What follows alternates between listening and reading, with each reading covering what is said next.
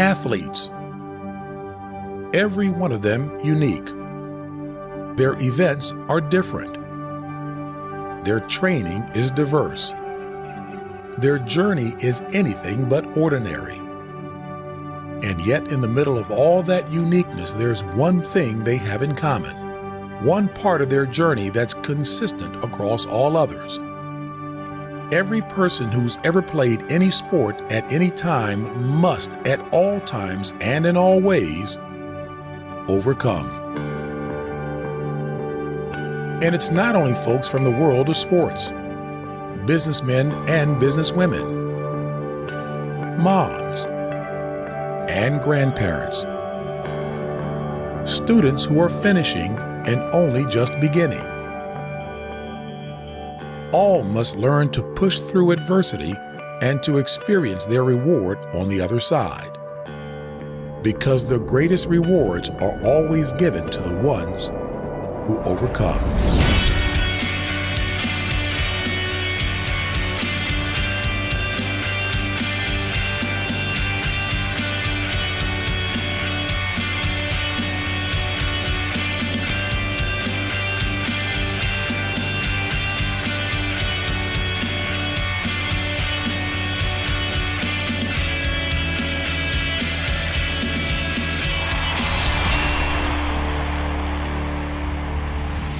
Hey everyone, welcome to Football Sunday 2017. Today is that day we've been waiting for all year long. In the next few minutes, you'll hear a powerful and inspirational story from my friends, DeBrickashaw and Kirsten Ferguson. You'll also hear from players who are playing in today's Super Bowl. Today, the last two teams will play each other, but only one team will walk away with that Lombardi trophy. Their name will forever be etched into that reward, and it will never be taken away from them. I've been to 2 Super Bowls, and I know what it's like to be on the winning side and the losing side. I know what it's like when the final clock goes off and you've won and the confetti drops. And I know what it's like when the final clock goes and you've lost and your family and you are in tears. I know the joy and the pain of the Super Bowl. This will be an amazing day for all players who get a chance to play. But the greatest reward will go to the ones who overcome. We're glad you're with us. Welcome to Football Sunday 2017.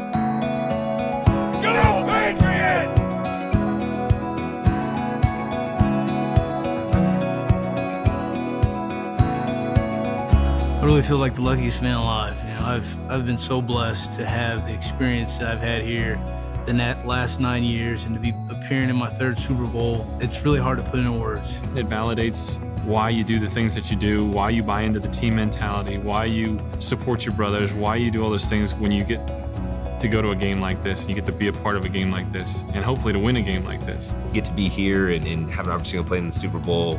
I mean, the pinnacle of your profession is, words don't accurately describe how excited I am. Once that final whistle blows in an AFC Championship game, it rushes you right at that point. You start hugging all the guys.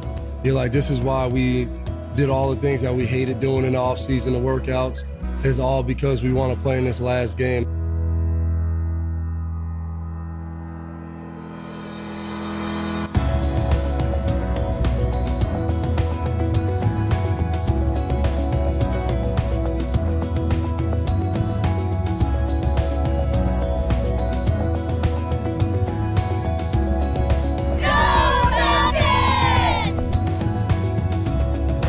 You start out when you're a little kid and like everyone throws the ball and it plays catch and you pretend like I'm gonna be in the Super Bowl someday.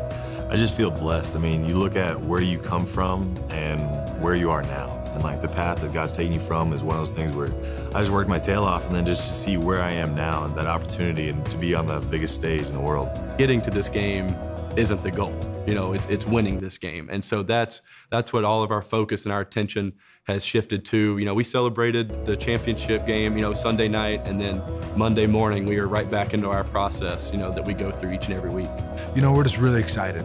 individually, it's kind of like a dream come true to get here, and now finishing the story and winning it this season would definitely put the cap on it.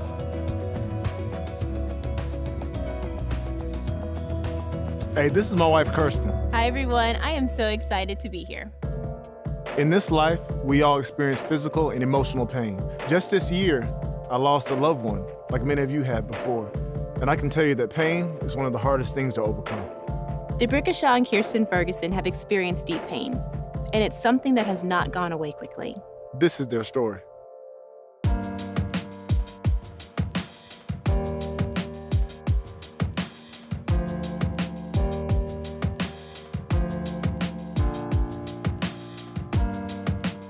A friend of mine was his publicist at the time.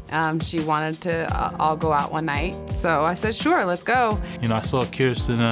I knew as soon as I saw her, I was like, okay, I'm probably going to, try to get at her a little bit because, she was nice. It was just easy and fun.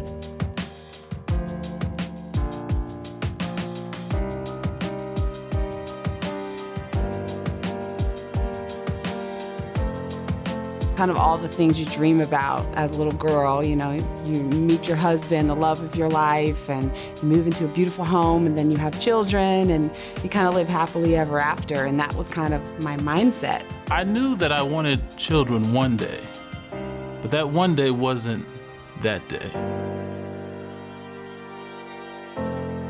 We got pregnant, and it was like, this is what was supposed to happen, We went in and we saw the ultrasound, and I'm just chit-chatting with the girls that are doing the ultrasound, and then all of a sudden it went quiet. And, my doctor told me, by this time you should definitely see a heartbeat, but there wasn't even a baby. There was nothing.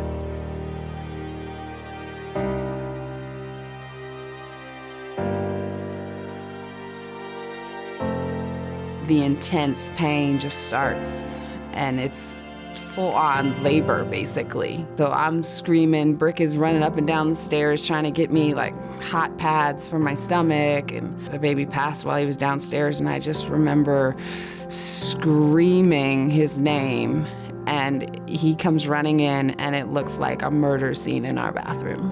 She's very, very weak at this time, and I'm like, well, I have to be strong because we're supposed to lean on one another. Brick lifts me up and he says, don't you dare look in that toilet, and he flushes it. He's like, that's not where our baby is. God had shown up in my life before, and so I knew that he was real, and I just knew that this was one of our trials.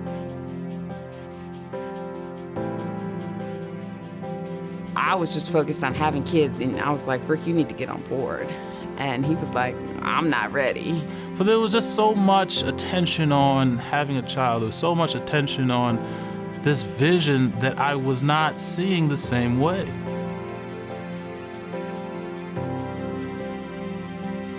I think as we talked to the counselors and kind of laid out how we were feeling, it kind of quieted down a little bit because we finally felt heard. It was a rough time, but I feel like that 6 months, we needed that 6 months. At that moment, we finally were able to plan something together. And we got pregnant the first time. We were planning our trip to Israel, so my doctor was like, before you go, I think everything should be good. She just wanted to check on the baby and make sure everything was fine before we left. So we went in at 8.5 weeks. The lady, put the gel on, and I look at the screen, and there was no heartbeat. The baby was just lying at the bottom of the sack. And that was really hard. It was really hard, and I remember saying, keep checking, make sure. But there was nothing. The baby was just...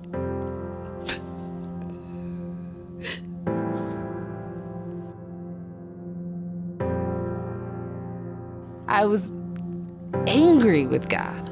I was mad. I couldn't understand it.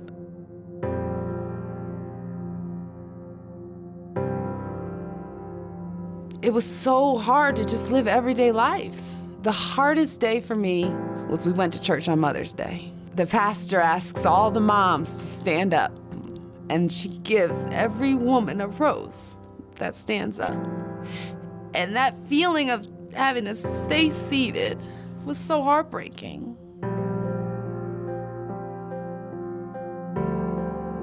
Like I said, church started to be a really hard place for me. So it was one of those days, and I was tearing up, and a random woman came up to me. I had no idea who she was. She didn't know who I was.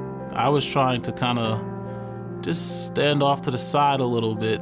And she said to me, "God has not forgotten you." And I was blown away.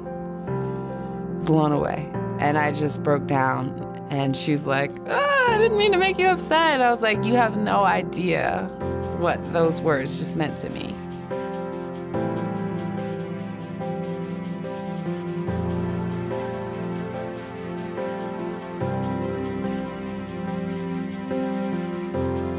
And I remember just having hope in that and just saying, "Okay, God, I hear you. I hear you. I hear you. I know you're still there." And I got pregnant. I felt more prepared. I felt like, okay, I'm ready for this step.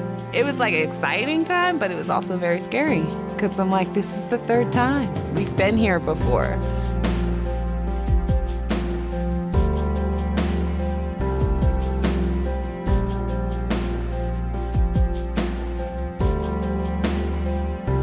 I don't even know if I have words that can describe the joy I felt. I didn't know how to feel. I'm like, there was just so much, I was overwhelmed. It was just like, of course it's you. Of course I was waiting for you.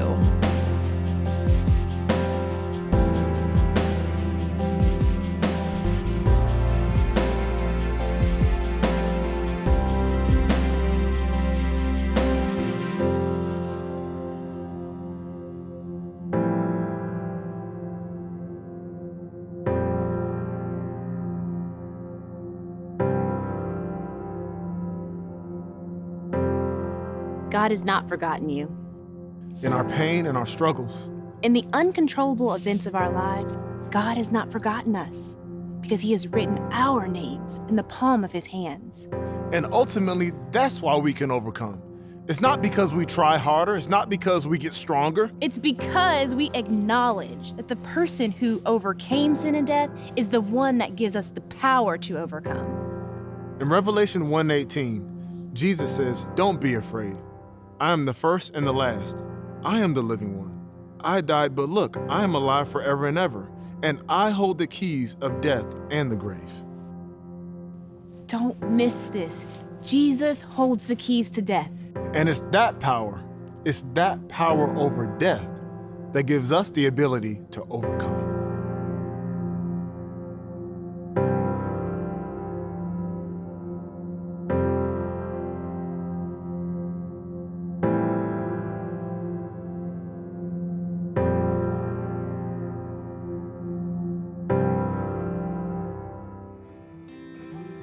Today on the field, the reward will go to those who overcome. But in our lives, the best reward ever, given to us by God himself, is given to those who overcome. Our names will be etched into that reward, never to be taken away from us. And when we learn to live our lives with that on the horizon, God gets the glory.